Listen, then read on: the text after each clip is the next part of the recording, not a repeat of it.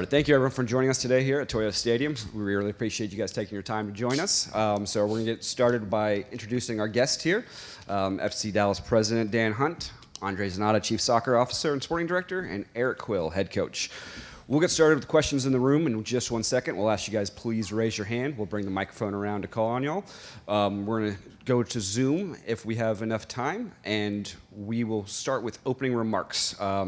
Dan, why don't we begin with you? Your reflections on 2025 season and the overall progress with the club so far. Yeah, good morning and thank you for being here. I would like to take a minute first off to acknowledge our fans and the support that they gave us this year, and also how hard the staff worked here, from the front office all the way down to the field. But it was a tale of two seasons here, and it did not exactly start off the way we had hoped it would be. We were competitive, we were fighting in those things, and it was really, for me, this is one of the most rewarding seasons of my entire time here at FC Dallas.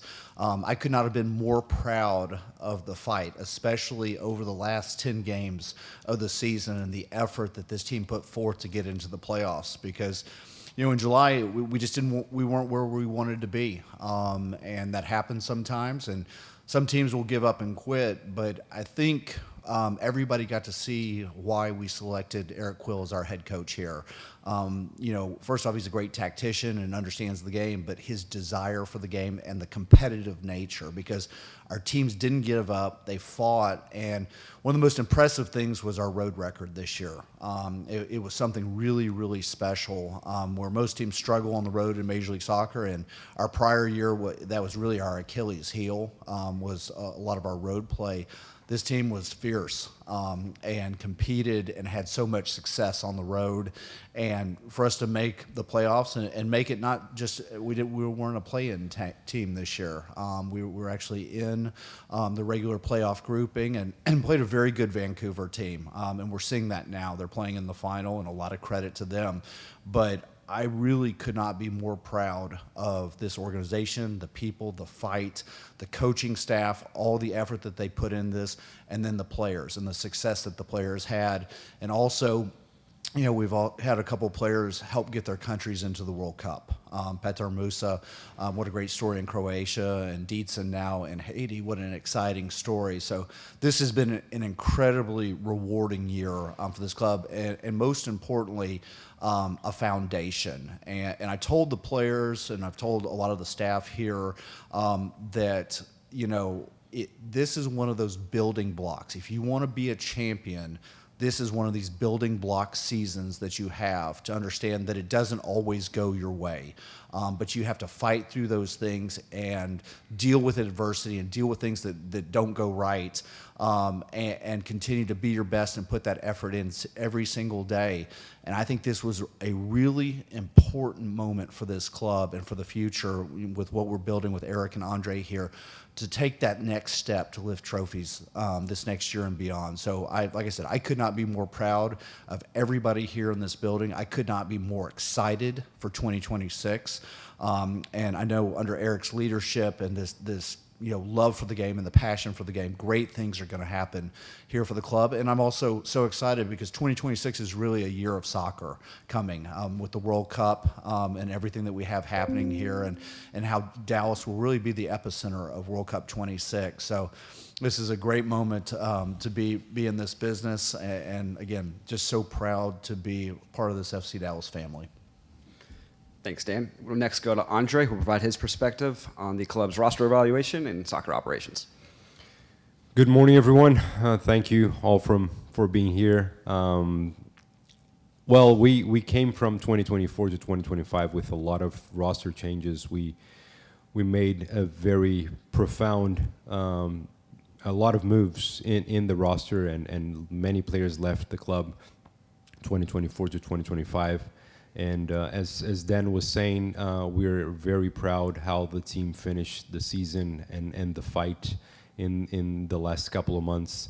And now we have a very strong roster. We feel we have a very solid players that will be here with us next year.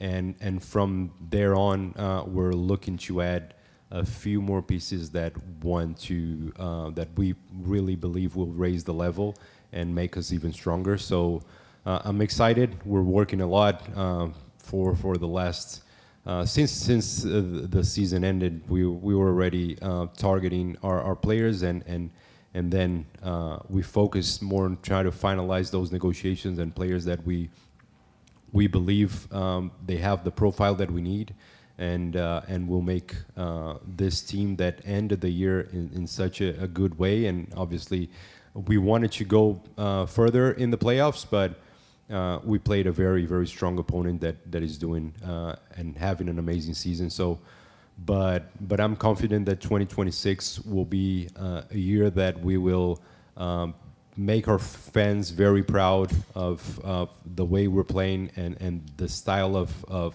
players that we'll have here together with those players that are already in the roster. And I'm optimistic to have a very successful season in 2026. Thank you, Andre. And finally, we'll hear from Eric on the club and the path forward. Morning, everyone.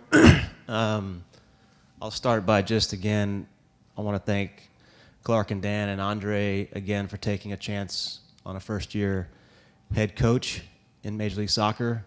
Not a lot of ownerships, leaderships have that in them to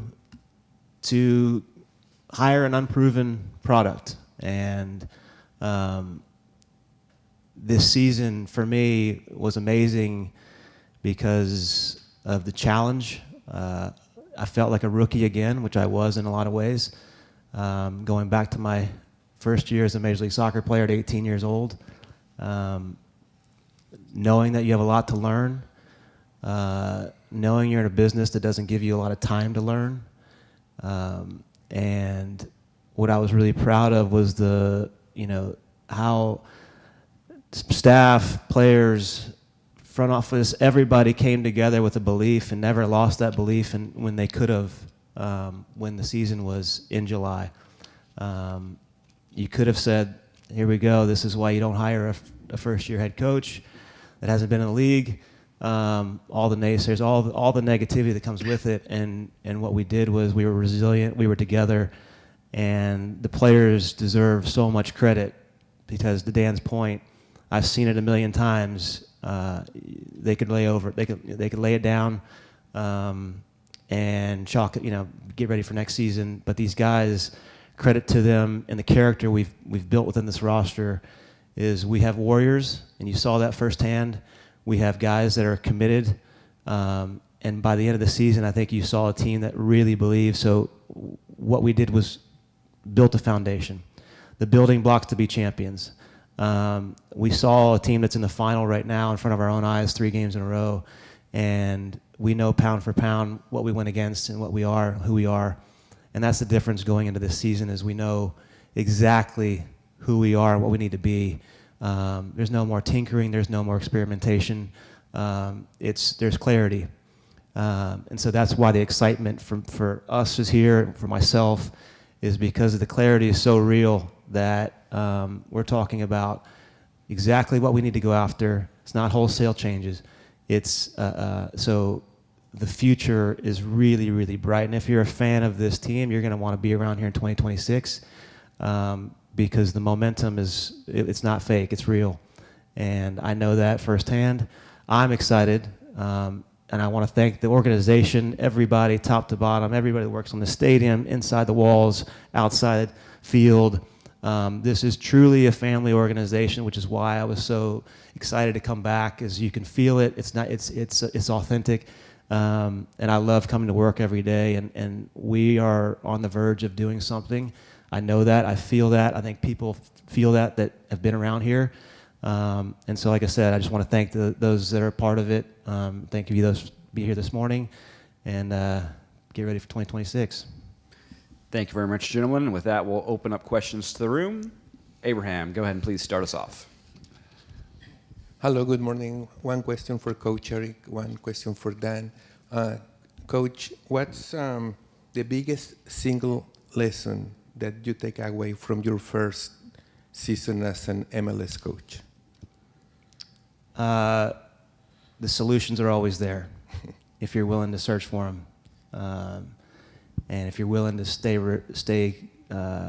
resilient and positive, and believe that you can find a way.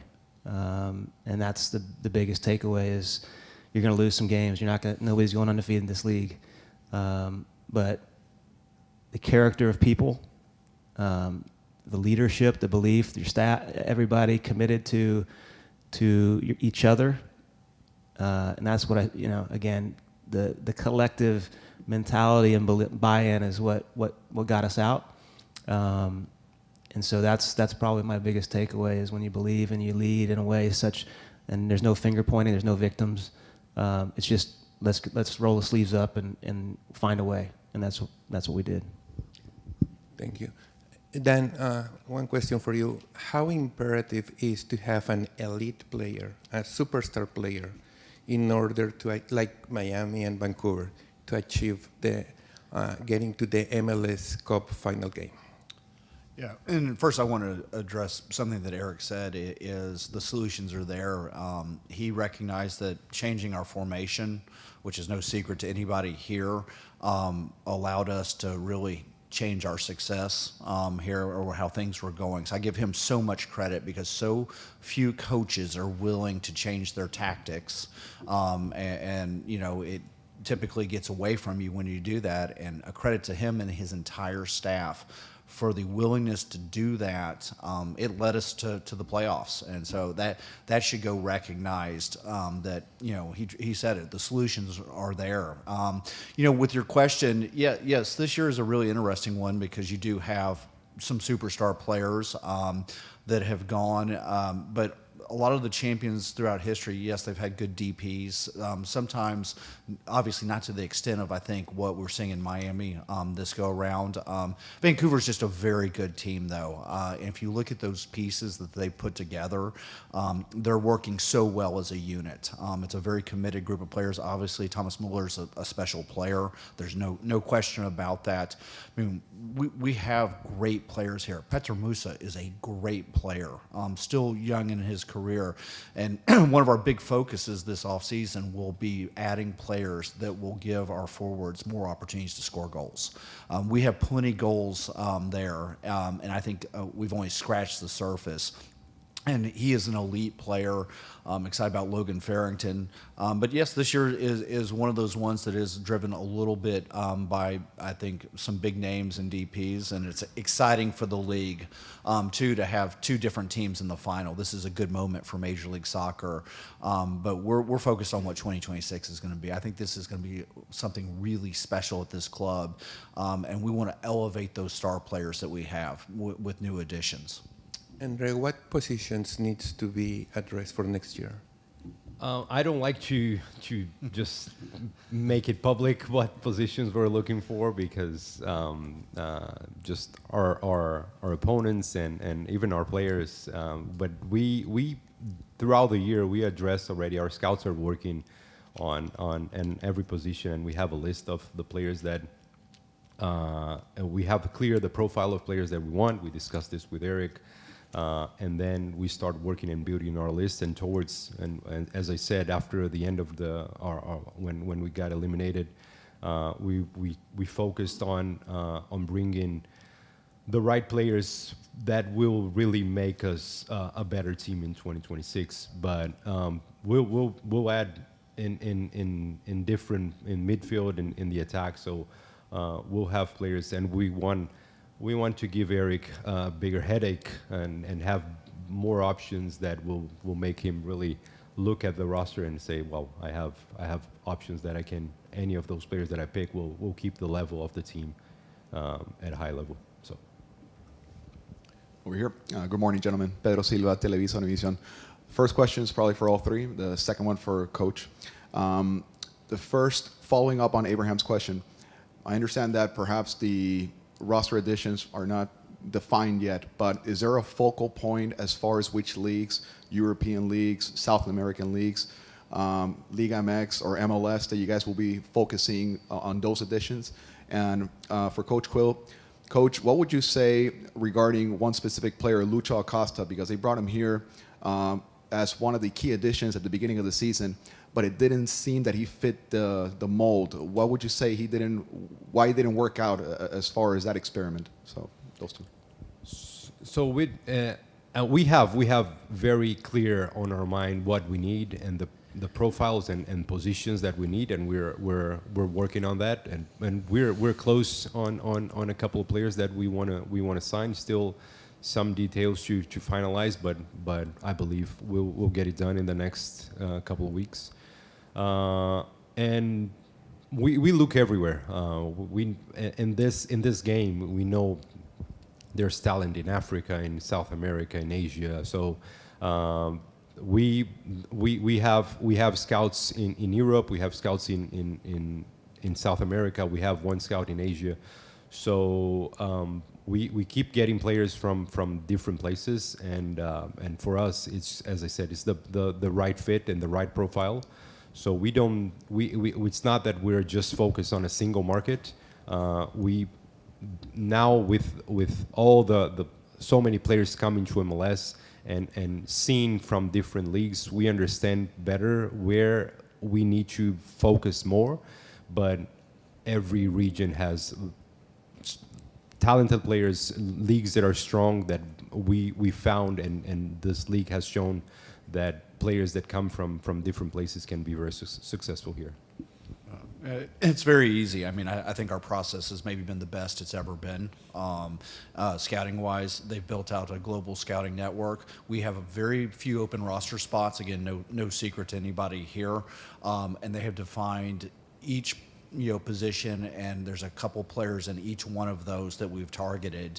And so I give them a lot of credit, and Eric spent a lot of time watching after our scouting department vets the players. I mean, there's a lot of personal interviews that happen with these players, spending time to get to know them, because you want that locker room right. And I go back to the team from July on, the locker room was right. You had a bunch of warriors fighting and knew what the objective was. And so credit, we want to bring 3 or 4 more warriors here. They're going to come from different places, I can already tell you, just looking at it. But I think the process has been great. And you get your locker room right, which is what we've done, and you get focused on what the objective is, great things will happen. Thank you very much. Now we'll turn it over to the... Oh, I'm sorry. So just our scouting team does an amazing job, right, of vetting players before they come to me. When they come to me, my job is to be the obsessive person that I am and go over the granular detail of each profile that I believe is exactly the right talent fit. And once I find that, can his character match my love of his talent, right?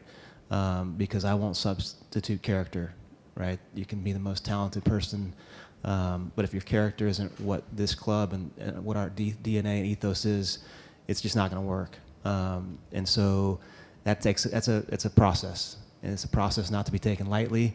It's a process that you need to get right, and there's no guarantees, but you go through this, like I said, the granular details that make sure that when you lay your head on a pillow, you feel very confident that you're getting it right. And so that's the process we're in, and that's the process we're committed to. And all of us together, it's not just me. We're all in a room together debating what is the right profile for this club, because we know that we're onto something, and this is an important window for us to keep contributing to what we believe is a championship roster. And to go to your point about Lucho, look, Lucho taught us a ton. He taught us the value of competitiveness. That man competed every day on the training field. That man had a high level of expectation with young players, right? And I don't think a lot of players were maybe used to being around that type of expectation. So he gave us a lot of quality that we don't necessarily, you can't quantify. And I put a lot of maybe Lucho's ineffectiveness or our team's ineffectiveness to me. That's on me. Again, we're in a time that I'm a first-year coach. We're trying to figure ourselves out, and maybe he's a product of the tinkering. trying to figure out what best formation suits everyone, including him. And it just wasn't the time. We ran out of time, right? And so you start finding solutions, like I said. And so, but Lucho gave us so much good, and I really don't I think that's what people need to understand is he taught players a training mentality, a game mentality, an expectation for detail, he wasn't going to settle for less. And so while his term here was short and yes, the team results were not there, he gave us way more good than bad, and I want people to understand that. Thanks. We'll go to Garrett now. Garrett Melser with FCDallas.com. This first one is for Eric.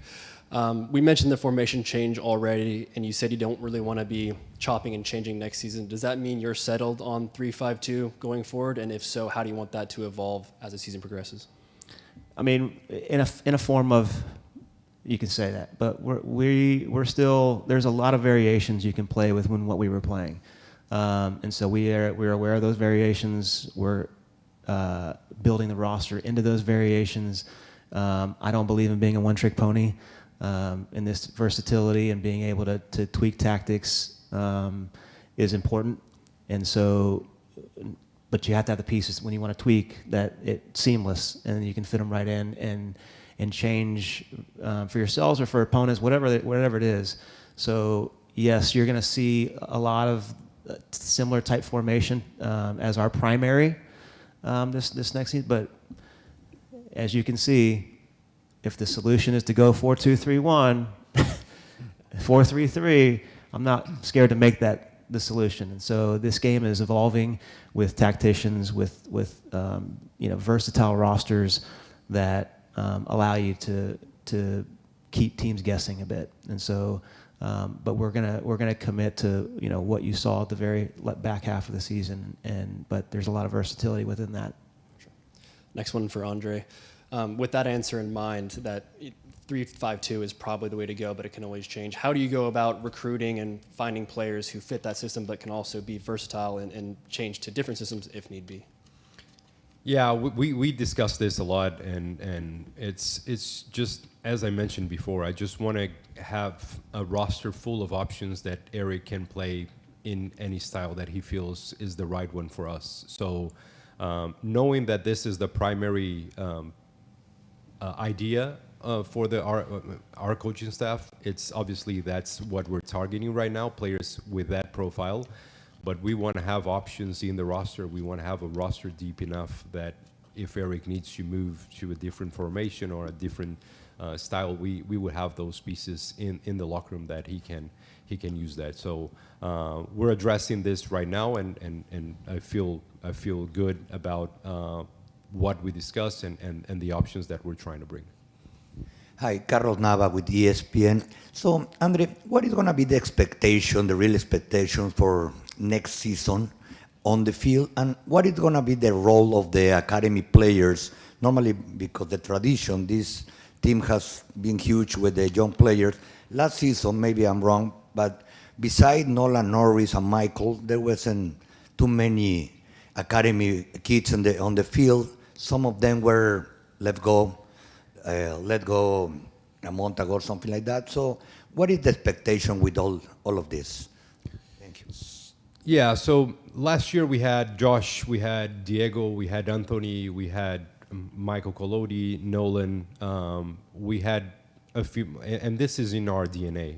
We're going to continue to develop. We're going to continue to sign. I'm working right now on signing homegrown players to a first-team contract or to a second-team contract, and we want to keep that moving because that's part of what FC Dallas is.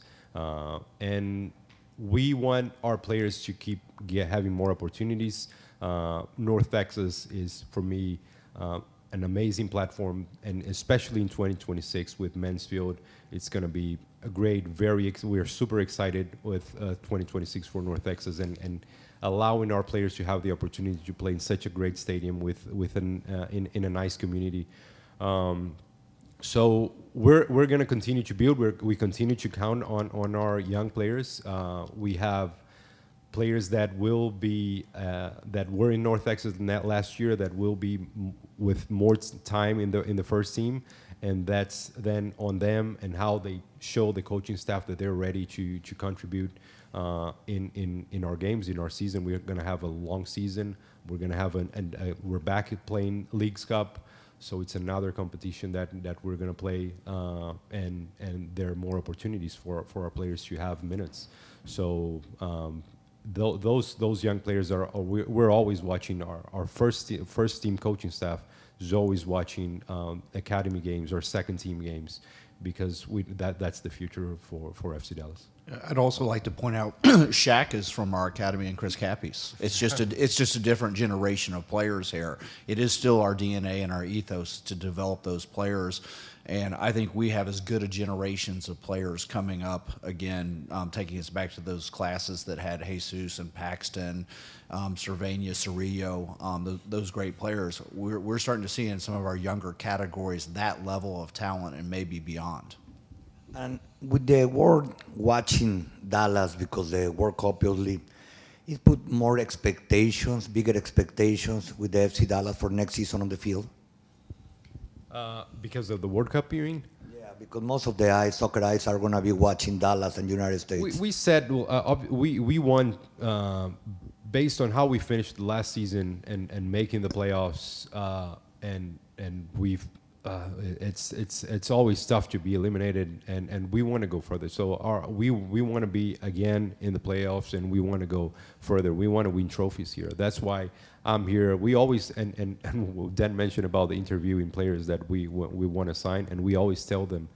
I show pictures of in the past we winning Supporters Shield, U.S. Open Cup, and we never won MLS Cup, and that's why I'm here every day. And Eric always says that's why I wake up every morning with that mentality of one day bringing MLS Cup to FC Dallas. That's our ultimate goal. It's extremely difficult. We see how hard it is to reach that, but we always have to believe. So we set our goals to always be better than we did in 2025, but I don't think the World Cup will affect anything that we already are setting for ourselves here.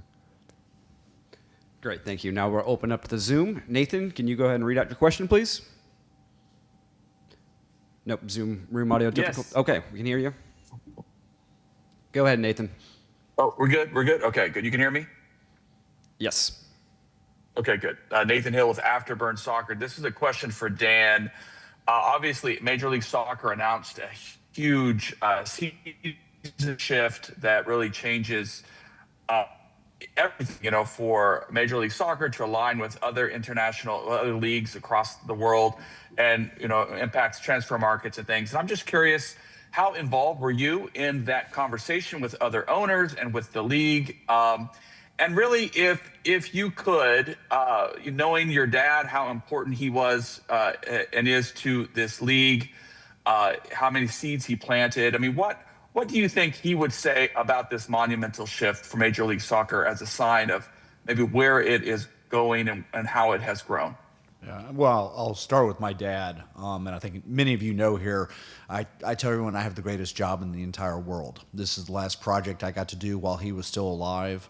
I get to see his fingerprints all over this building all day long. I get to think of so many great memories walking around with him here, and his excitement for the growth of soccer.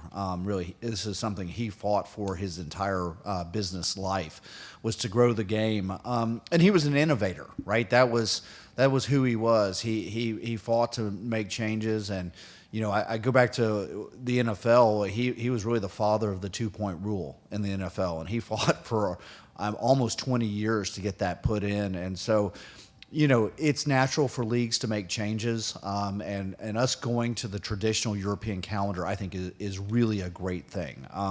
It's a great thing from a alignment with soccer in general. I think from soccer fans, it's something they're used to. It's a great thing from transfer revenue standpoint. We hope we achieve higher transfer revenues, because us selling players into the December-January window when our season is over, that is not the primary window of the big European clubs and their spending. And so players were leaving at a discount.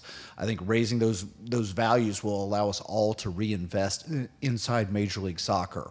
So more money in the system. Something that a lot of people haven't talked about and we work on this a lot, is trying to get players on loan from European clubs. And because our season doesn't line up, it's almost impossible to get loans of players. It's happened a little more lately, but we have these conversations so often with clubs and agents, and they say, well, this leaves my players sort of stranded or maybe out of favor with a coach when they come back to us, not aligning. I think you're going to see an influx between 50 and 100 players. It'll take a couple years of incredibly high-level talent that will pick Major League Soccer to come, and it will raise the level of this league significantly. And I don't think people have spent enough time talking about this.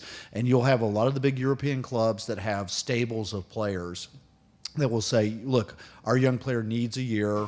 Maybe he's going to learn English, learning to adapt, or on their way from South America, they stop in Major League Soccer as a 1 year. So I think we're going to see a monumental shift in the level of Major League Soccer and the talent, and this is incredibly exciting.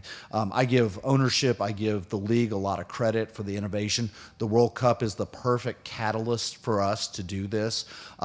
We were obviously in favor of this because Clark and I are very much traditionalists in the game of soccer, and we think this would be great. We were all involved, but this was a collective of Major League Soccer and great leadership from the league office. I know they spent a lot of time studying this, but I think this is one of these monumental moments for Major League Soccer where we're going to look back and say that was the catalyst that catapulted this league forward into a top 5 global league. And also, it's going to be that thing that allows us to increase our investment in our teams because you're going to have more transfer revenue coming in. And I think this is that moment, soccer fans will look back and say it was, pre-World Cup MLS versus post-World Cup 2026 and beyond MLS. Thank you, Dan. And we'll next go to Drew, please. Hey, guys. Thanks for taking the time today.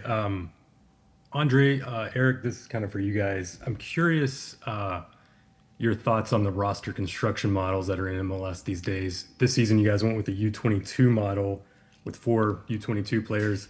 You really only got action out of 2 of those guys for the most part this season, with Giovanni De Jesus being out injured. Just curious what his status is going into next year, and if you see that U22 model is still the right path forward for you guys into 2026. Thank you.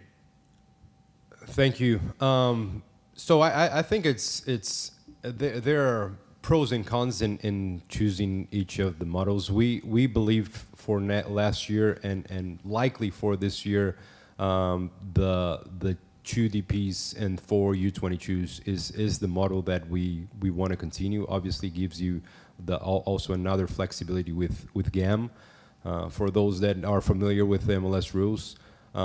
So again, we're a team that we're proud to play young players, and having this possibility of bringing more U22s is something that we like. We like bringing players like Kaique, who was I don't know if the CIA's released that he was top 5 U22 Brazilian players outside of Brazil that had more minutes all over the world. So this is something that is great, that we can bring young players that can contribute to our success here and develop them.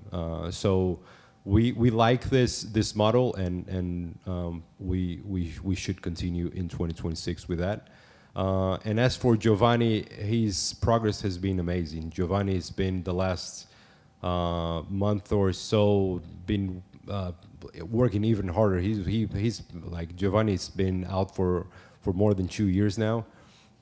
But we could see in the last couple of months huge progress. He's feeling great, and we strongly believe that he will be ready in our preseason to start the preseason with us, which is it feels like a new signing, and I'm really happy. I feel super happy that with the possibility of having Giovanni back, and we had this with Paxton this season, and having Paxton and Giovanni starting preseason with us, it's another 2 players that will make a huge impact in our team next year. Thank you, Andre. Yeah, the only model I I follow is the DGP model. All right, it's a damn good player model. It's so you can call them whatever the hell you want. 30 DGPs is what we want in this roster, and that's what we go after. So as a head coach, that's, you know, everybody's equal playing field. Everybody's contributions needed if you want to win trophies.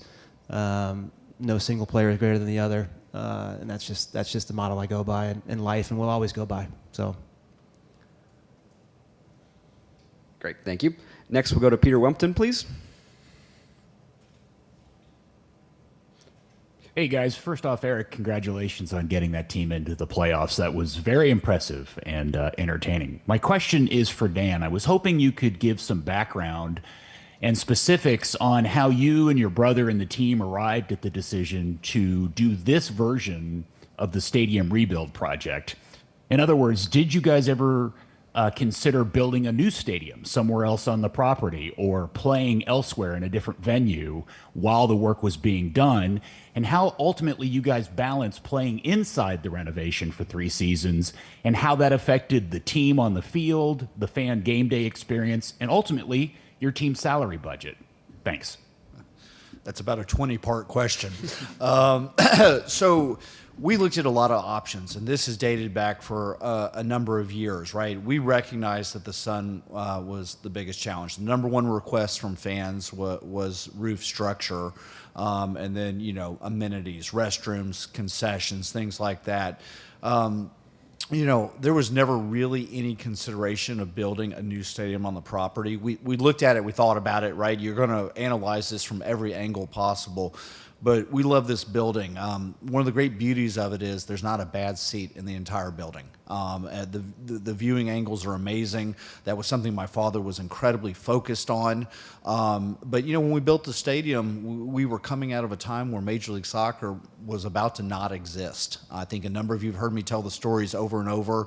When the league, you know, sort of went out of business, and my father and Phil Anschutz and Robert Kraft saved the league. The three of them took 10 teams, and then we took the plunge here after my father had read a story about George Purifoy, the city manager in Frisco. He read about it in the Dallas Morning News, and they went up here and had lunch, I think at La Hacienda Ranch, shook hands, and he came back and said, "We have a deal, we're going to Frisco."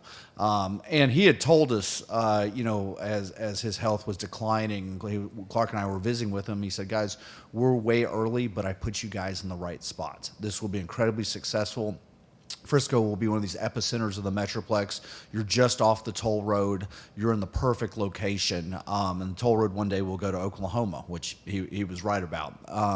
You know, so we have this great building, but we recognized it wasn't what we needed to continue to really grow this business, generate the revenue we need, right, to operate a business, because expenses continue to grow, player costs continue to go up, all of those things. And so we've been very focused on this for a number of years, and actually COVID set us back a little bit. We were first focused on the development around the stadium and then redoing the stadium, but we took a big pause for a lot of things. We didn't know what the world landscape was going to be like. And, you know, it actually worked out the way it was supposed to. It allowed us to align the redevelopment of this building with also developing around the stadium. We're going to build 1 million square feet of office, more than 1 million square feet of office. We're going to put a luxury hotel around here. We're going to do 40,000 plus square feet of retail and restaurant is coming. Potentially a high-rise condo tower too. That's would probably be the last phase of this. So all these great things are going to happen, but Toyota Stadium and Soccer Center is the centerpiece of all of this. This is our home. It's something we're incredibly proud of, but we had a duty to make a reinvestment into this, and that duty was to our fans, to the players, to the staff, to Major League Soccer, right? This is one of the original buildings here. This was number 3. And number 1 no longer is being used, and 2 was LA. And this was 3rd. And if you look at these modern buildings, what they mean for the in-game experience is it's a world-class venues popping up.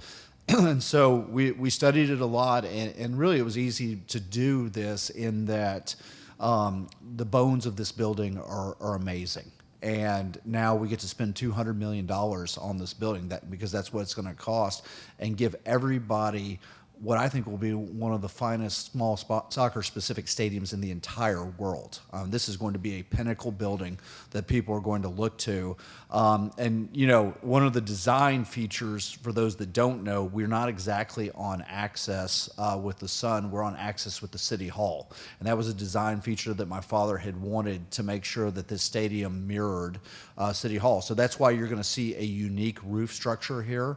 And then obviously the east building is going up right now. It's something, as I gaze out here looking at it, just the magnitude of looking at what we're building on the east side is so spectacular.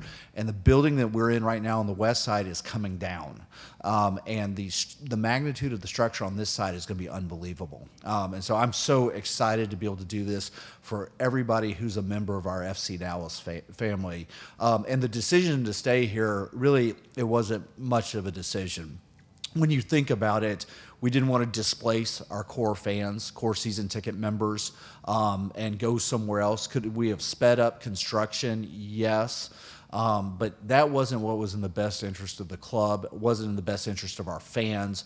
Frankly, wasn't in the best interest, I think, of the city here. The city is an unbelievable partner, City of Frisco and the school district. They're going to continue to play high school football games here, too, while we're under construction. So when you looked at, you know, how disruptive that would be to this entire organization, plus disruptive to the school district, it just didn't make sense. And we have a home that we're incredibly proud of, and I promise you, you will be incredibly proud of this building when we're done. It's going to be spectacular.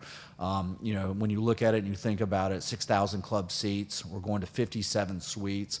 It'll be the most in Major League Soccer. We'll have this roof structure around. We'll be able to potentially one day go to over 80 suites here, you know, which will be great from that standpoint. Increased concessions, increased merchandise, increased restrooms. This is going to be a first-class sporting stadium, and I would put it up against anything or any stadium anywhere. So really exciting times to be a fan of FC Dallas. But yes, a lot of thought went into this, and how we were going to design, build, and then not be disruptive to everybody who works inside this club.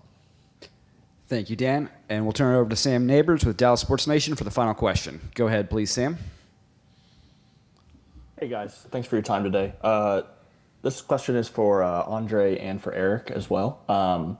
You guys mentioned wanting to improve the midfield and attack. I want to talk a little bit about the back line though. Obviously last year with the shift in formation, some guys who we maybe didn't expect saw time at center back, Shaq Moore, and Eric, I know you mentioned that potentially extending Shaq's career with how he played. We saw Nolan get some time at the playoff game and had an amazing performance, but with bringing Ibby back for another year, do you guys feel comfortable with your stable of center backs, or is that a position that you're looking to upgrade and add to in the transfer market? Thank you. I feel extremely confident, and I trust all of our center backs. That's one thing that in the last year's press conference, we mentioned we would address, that center backs would be something that we wanted to improve in our roster. So we added Osase, we added Alvaro, we added Lalas, and together with Ibiaga, with Nolan, and now Shaq. So we're going to 2026 with that 6 players that can play in that position, knowing that Shaq can also play. He played right wing back, left wing back, and Nolan can play also in multiple positions. So I feel very, very strong about the options that we have as center backs, and this will not be something we'll be addressing for the next season. Yeah, I think if you look at what we became when we changed formations and went to 3 center backs, we became very stingy on the defensive side of the ball. And credit to all of those guys in the back. Where we need to evolve is with the ball in those 3 positions, and so that's the goal in preseason is getting our concepts right, because we have a stable of guys, everyone you named, and that's going to be all of them are amazing defenders. And now it's about can we evolve and be what we need to be with the ball, and that's my job, is to develop those concepts, have the buy-in from those concepts, and then have them execute these concepts. And you'll see that. And I think when you saw Shaq in that center back position that's those left and right center back positions, and especially will be attacking positions in the evolution of where we're going. So just know that. But it's on everybody. We want to be a better version of ourselves with the ball, and that's progression. As any organization wants to do, progress yourselves year to year in who you are, and that's going to be a massive emphasis on progressing us and evolving us with the ball. All right. Thank you very much, gentlemen. With that will conclude tonight's press coverage. We thank you very much for joining us. Thank you very much.